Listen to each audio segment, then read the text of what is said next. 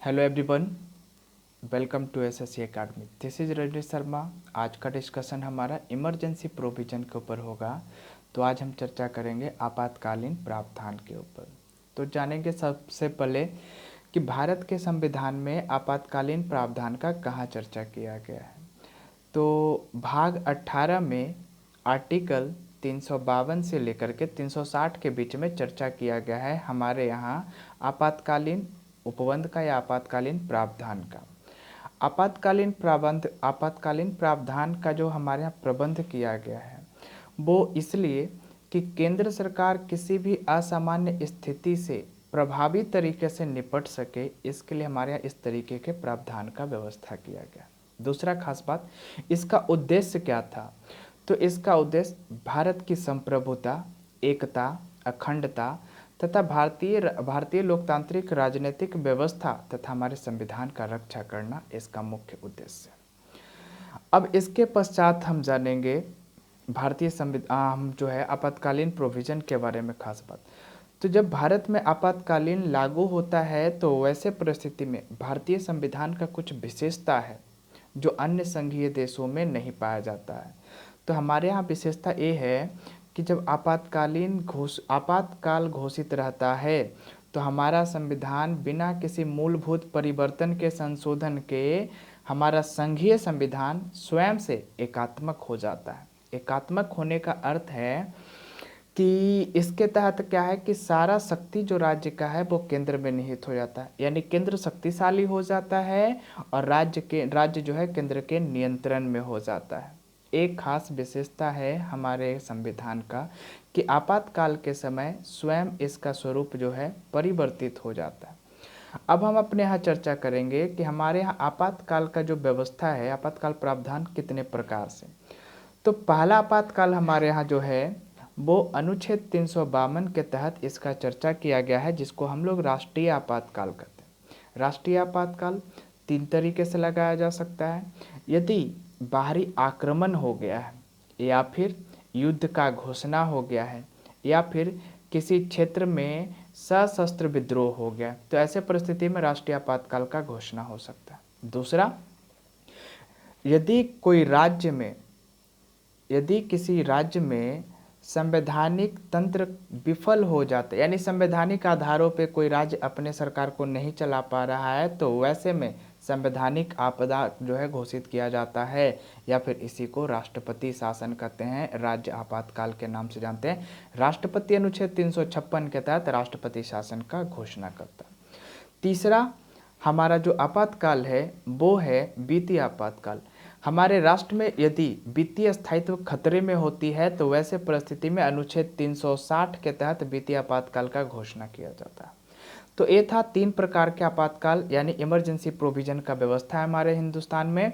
तो अब एक एक करके चर्चा करेंगे और आज का हमारा जो चर्चा होगा वो स्पेशली राष्ट्रीय आपातकाल के ऊपर हमारा चर्चा हो। तो आइए समझें राष्ट्रीय आपातकाल को, एक बड़ा ही महत्वपूर्ण टॉपिक है हम लोगों का।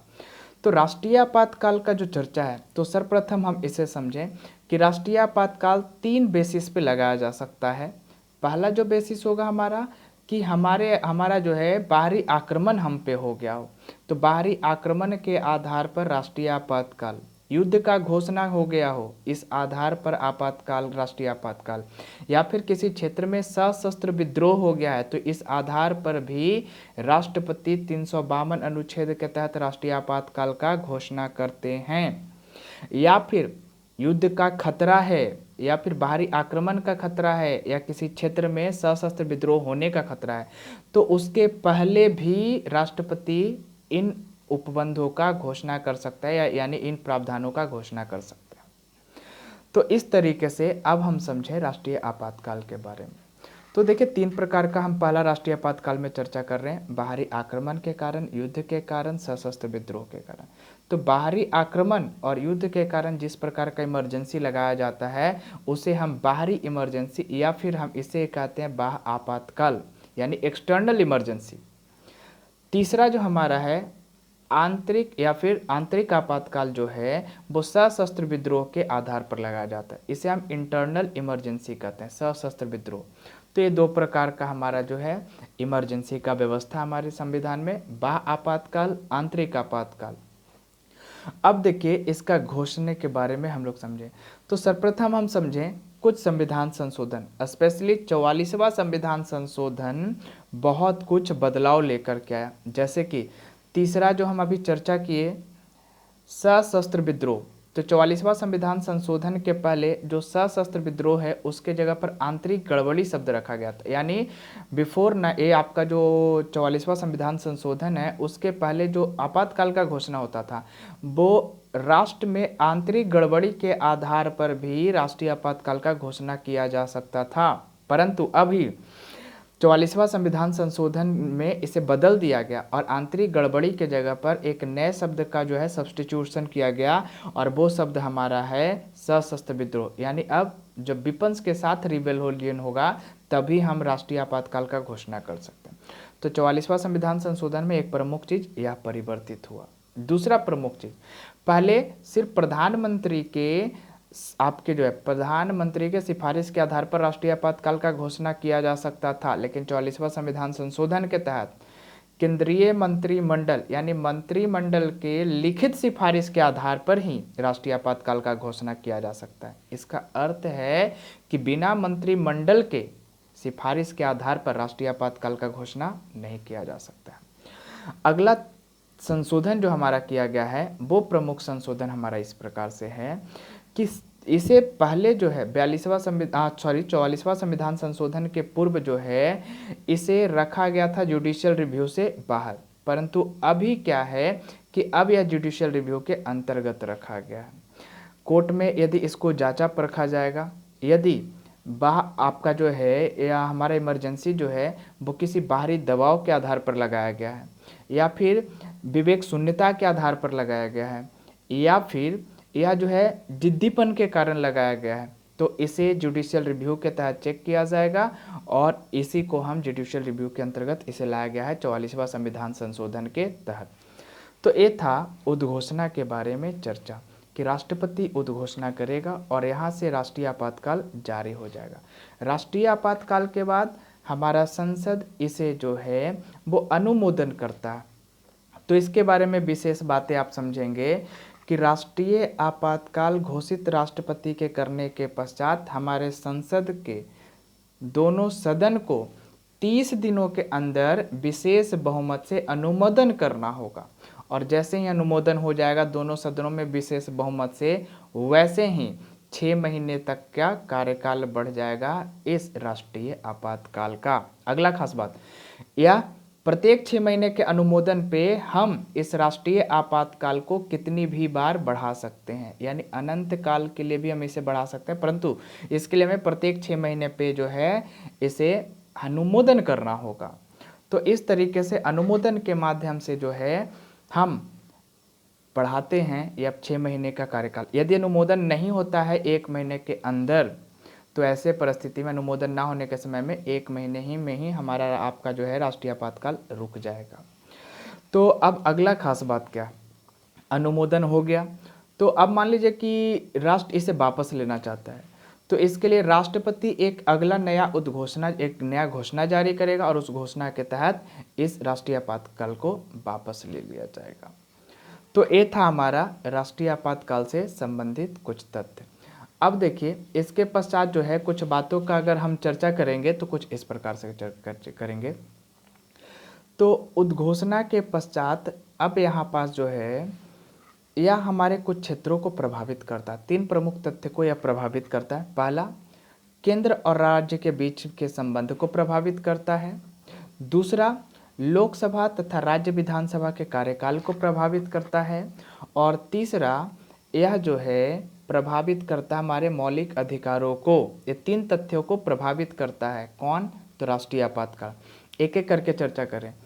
तो केंद्र और राज्य का संबंध किस प्रकार से प्रभावित होता है राष्ट्रीय आपातकाल में, 3 शीर्षक के आधार पर चर्चा करेंगे। पहला, कार्यपालिका के आधार पर इसका हम चर्चा करना पसंद करेंगे। तो कार्यपालिका के आधार पर इसका क्या आपका जो है, तो याद रखेंगे, हम इसके पहले भी चर्चा किए कि जैसे राष्ट्रीय आपातकाल का घोषणा किया जाता है, भारतीय संविधान का सबसे बड़ा विशेषता है कि संघीय स्वरूप से यह जो है बदल करके एकात्मक हो जाता है। यानी ऐसे परिस्थिति में यहाँ पास राज्य के ऊपर नियंत्रण हो जाता है केंद्र का, तो केंद्रीय शक्ति यहाँ सर्वशक्तिशाली हो जाता है। तो केंद्रीय कार्यपालिका निर्देश दे सकता है राज्य कार्यपालिका को किसी भी विषय पर। सामान्य स्थिति में कुछ ही विषयों पर दिशा निर्देश दिया जा सकता है राज्य कार्यपालिका को, परंतु राष्ट्रीय आपातकाल यदि लागू है तो ऐसे परिस्थिति में किसी भी विषय पर जो है वो यानी केंद्रीय कार्यपालिका जो है दिशा निर्देशित कर सकती है। तो इस तरीके से कार्यपालिका में प्रभावित किया जा रहा है। दूसरा प्रमुख तत्व विधायिका को प्रभावित करता है। कैसे विधायिका को प्रभावित करता है, तो ये समझेंगे कि जब आपका जो है राष्ट्रीय आपातकाल लागू है, ऐसे परिस्थिति में संसद को यह शक्ति प्राप्त हो जाता है कि राज्य सूची के किसी भी विषय पर यह कानून बना सकता है। एक खास बात, यानी राज्य सूची के किसी भी विषय पर संसद कानून बना सकता है, परंतु इसका अर्थ यह नहीं है कि विधायिका निलंबित हो जाता है। विधायिका चल रहा है, परंतु चूंकि यह हमारे संविधान का विशेषता है कि संघीय से एकात्मक हो गया, यानी शक्ति जो सर्वाधिक हो गया, शक्तिशाली जो हो गया वो केंद्र हो गया, इसलिए संसद जो है आपका इसके ऊपर कानून बना सकता है। ये दूसरे तरीके से प्रभावित किया केंद्र और राज्य के संबंध को। तीसरे तरीके से वित्तीय आधार पर प्रभावित कर सकता है। वित्तीय आधार पर कैसे प्रभावित कर सकता है, तो इसके बारे में समझें कि केंद्र और राज्य के बीच में जो संवैधानिक करों का बंटवारा किया गया है, यदि राष्ट्रीय आपातकाल लागू हो तो राष्ट्रपति इन पे कुछ परिवर्तन कर सकता है। इसका क्या अर्थ है, तो राष्ट्रपति चाहे तो केंद्र के द्वारा राज्यों को दिए जाने वाले धन को रोक सकता है, कम कर सकता है या फिर खत्म कर सकता है, और यह व्यवस्था उस आखिरी वित्तीय वर्ष तक, जो वित्तीय वर्ष चल रहा है उसके आखिरी समय तक जो है यह लागू होगा। तो इस तरीके से हम देख रहे हैं कि केंद्र और राज्यों के संबंध में एक काफ़ी ज़्यादा प्रभावित होता है। दूसरा प्रमुख तथ्य हमारा जो है जिसके ऊपर चर्चा किए कि लोकसभा और विधानसभा के कार्यकाल को प्रभावित करता है। तो इसको किस प्रकार से प्रभावित करता है, तो जब राष्ट्रीय आपातकाल लागू होता है तो संसद को यह अधिकार है कि वह अपने संसद विधि के अनुसार संसद विधि बनाएगा, कानून बनाएगा, और कानून के आधार पर एक समय में 1 वर्ष का जो है कार्यकाल बढ़ा लेगा लोकसभा। यानी संसद के विधि के आधार पर एक समय में 1 वर्ष का कार्यकाल बढ़ाया जा सकता है लोकसभा का, और ऐसा कई वर्षों तक, अनंत कालों तक चल सकता है, कितने भी वर्ष तक यह बढ़ सकता है। परंतु यदि आपातकाल खत्म हो गया है तो यह जो बढ़ा हुआ समय है वो 6 महीने से ज़्यादा नहीं होगा। ठीक इसी प्रकार से राज्य विधानसभा के लिए होगा। संसद जो है किसी भी राज्य विधानसभा का कार्यकाल बढ़ा सकता है, परंतु एक बार में 1 साल के लिए बढ़ाया जाएगा, और यदि यहाँ पास राष्ट्रीय आपातकाल समाप्त हो चुका है तो ऐसे परिस्थिति में वह 6 महीने से अधिक कार्यकाल नहीं होगा, इसके अंदर ही चुनाव कराना होता है। तो इस तरीके से हम देखें कि लोकसभा और विधानसभा के कार्यकाल को प्रभावित करता है राष्ट्रीय आपातकाल। तीसरा तथ्य क्या है, तो हमारे मौलिक अधिकारों को भी प्रभावित करता है। कुछ प्रमुख अनुच्छेद के तहत, अनुच्छेद 358 और 359 के तहत हमारे मौलिक यानी राष्ट्रीय आपातकाल के समय अनुच्छेद 358, 359 के तहत हमारे मौलिक अधिकारों को प्रभावित होता है। वो कैसे, तो 358 के तहत यदि राष्ट्रीय आपातकाल का घोषणा किया गया है तो वैसे परिस्थिति में स्वयं अनुच्छेद 19 के तहत जो हमें प्राप्त है मौलिक अधिकार, 6 अधिकार समाप्त हो जाता है, तुरंत निलंबित हो जाता है। 358 अनुच्छेद के तहत यदि घोषणा किया गया है राष्ट्रीय आपातकाल का, तो वैसे ही 19 के द्वारा, जो अनुच्छेद 19 के द्वारा जो प्राप्त है हमें मौलिक अधिकार, वो अनुच्छेद 19 के सभी मौलिक अधिकार निलंबित हो जाते हैं। दूसरा खास बात, 44वां संविधान संशोधन यहाँ भी इस्तेमाल किया गया है। तो 44वां संविधान संशोधन के तहत यहाँ क्या व्यवस्था किया गया है, यहाँ पास कुछ रिस्ट्रिक्शन लगाया गया है कि इस तरीके का व्यवस्था कुछ प्रमुख क्षेत्र में हो सकता है। जैसे कि 358 का इस्तेमाल हम तभी कर सकते हैं जब बाह्य आक्रमण हुआ हो या फिर युद्ध का घोषणा हुआ हो, यानी युद्ध के समय या बाह्य आक्रमण के समय में ही अनुच्छेद 358 का इस्तेमाल कर सकते हैं, ना कि सशस्त्र विद्रोह हुआ है उसमें हम 358 आर्टिकल का इस्तेमाल करेंगे। तो एक खास विशेषता हमारा अनुच्छेद 358 का। 359 क्या कहता है? तो 359 के तहत राष्ट्रपति को यह अधिकार दिया जाता है कि वो हमारे सारे मौलिक अधिकारों को, जो 12 से 35 तक है, वो सारे मौलिक अधिकारों को निलंबित कर सकता है। परंतु याद रखिएगा, राष्ट्रीय आपातकाल में 20 और 21 ऐसा मौलिक अधिकार है जो कभी भी स्थगित नहीं होता है, क्योंकि इसका मिसयूज किया गया था इसके पहले वाले कार्यकाल में। जब कभी भी राष्ट्रीय आपातकाल लगा था तो वैसे समय में अनुच्छेद 20 और अनुच्छेद 21 का काफ़ी ज़्यादा मिसयूज होने के वजह से इसे अब जो है हम निलंबित नहीं करते हैं। यानी फंडामेंटल राइट का, सारे फंडामेंटल राइट को निलंबित किया जा सकता है राष्ट्रपति के एक दूसरे घोषणा के तहत। वो अनुच्छेद हो जाएगा 359 के तहत। 359 के तहत सारे मौलिक अधिकारों को स्थगित किया जा सकता है। तो ये हमारा जो तथ्य हो गया कि किस प्रकार से हमारा जो है यह प्रभावित करता है, हमारे मौलिक अधिकारों को प्रभावित करता है, इसका चर्चा किया। अब देखिए, इसके पश्चात जो है अगला तथ्य हम जानेंगे कि हमारे हिंदुस्तान में अभी तक कितने बार जो है इस तरीके का व्यवस्था किया गया, यानी कितने बार हमारे यहाँ जो है राष्ट्रीय आपातकाल लगा है। तो राष्ट्रीय आपातकाल हिंदुस्तान में 3 बार लगा है। पहला 1962, दूसरा 1971 और तीसरा 1975। एक एक करके हम चर्चा करें।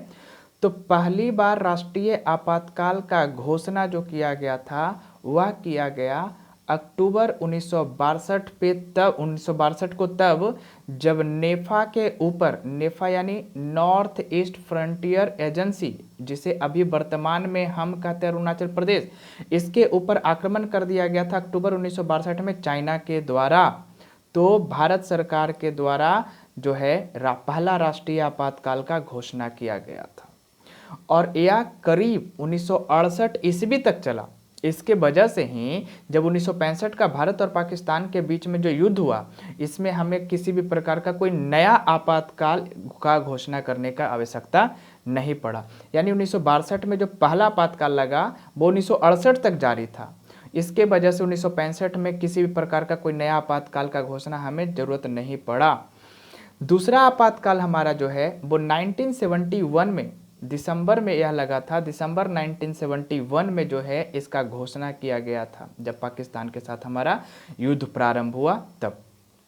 और यह वापस लिया गया आपका 1977 में। तो दूसरा जो हमारा आपातकाल वो 1971 में, और इसी दरमियान यह आपातकाल चल ही रहा था कि हिंदुस्तान में तीसरा आपातकाल का घोषणा कर दिया गया और वह 1975 ईस्वी में आपका घोषणा किया गया। तो 1975 में जो घोषणा किया गया था वो आंतरिक गड़बड़ी के आधार पर ही राष्ट्रीय आपातकाल का घोषणा किया गया था। तो यहाँ पास देखिए आपातकाल 2 तरीके का हो गया। एक यानी 3 आपातकाल हमारे यहाँ लगा, 1962, 1971 और 1975। तो 1962 और 1971 का जो आपातकाल था वो एक्सटर्नल के आधार पर, यानी एक्सटर्नल इमरजेंसी लगाया गया था। जबकि 1975 का जो इमरजेंसी हमारा है वह इंटरनल इमरजेंसी था, यानी आंतरिक गड़बड़ी के आधार पर लगाया गया था। तो यह 1977 ईस्वी में जब आपका जो है वापस लिया गया तो चुनाव होता है। चुनाव में आपका कांग्रेस का बुरी तरीके से पराजय होता है और जनता दल को सत्ता प्राप्त होता है। जनता दल क्या करता है कि यहाँ पास चूँकि 1975 की इमरजेंसी से मोस्टली लोग अनसेटिस्फाइड थे, तो इसके जांच के लिए एक आयोग का गठन किया जाता है जिसको कहते हैं शाह आयोग। और शाह आयोग के रिपोर्ट में यह बताया जाता है कि 1975 का जो आपातकाल था वो वास्तव में तर्कसंगत नहीं था, क्योंकि वहाँ पास जो है कुछ लोग अपने मन के अनुसार पे इस आधार पे जो है आपातकाल का घोषणा किए थे। तो इसके वजह से बहुत सारे संविधान संशोधन हुए जो कि 1978 में 44वां संविधान संशोधन के रूप में हम लोग देखें। तो ये था आप लोगों के लिए राष्ट्रीय आपातकाल के ऊपर एक महत्वपूर्ण अध्याय। उम्मीद करते हैं आप सारे लोगों को बहुत पसंद आया होगा। तो आपको यदि पसंद आया है तो आप हमारे चैनल को ज़रूर सब्सक्राइब करें और हमारे वीडियो को लाइक और कमेंट्स करें और हमसे जुड़े रहें। ठीक है, आज के लिए बस इतना ही। All the best, thank you.